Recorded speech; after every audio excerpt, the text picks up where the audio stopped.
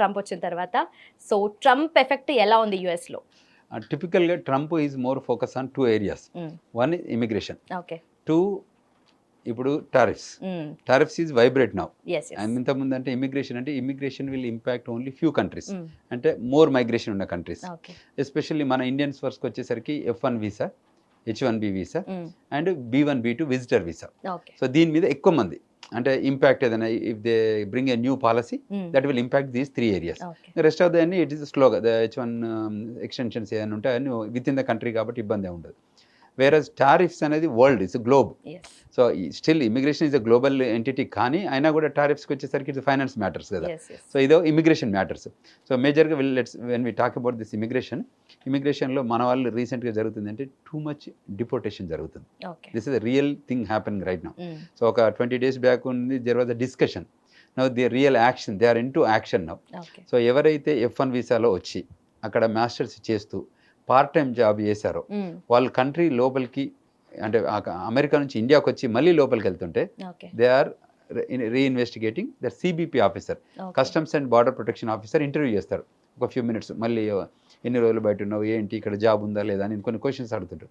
ఆ క్వశ్చన్స్లలో వాళ్ళు సస్పిషియస్ కింద అనుకుంటే వాళ్ళని సెకండరీ ఇన్స్పెక్షన్కి తీసుకెళ్తారు.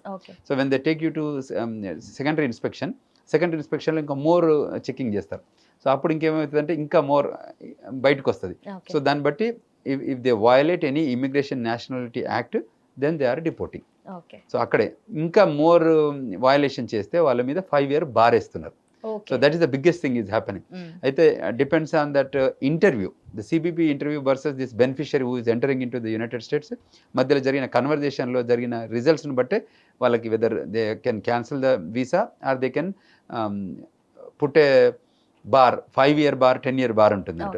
సో వయలేషన్ బట్టి majority is 5 years. So last ఒక 10 days నుంచి it is happening big time. And ఎవరైతే డిపోర్ట్ అయ్యి వస్తున్నారో వాళ్ళు వచ్చి they are meeting us as I mean in India. They are meeting and they are connecting and they are explaining what exactly happening ఆడ.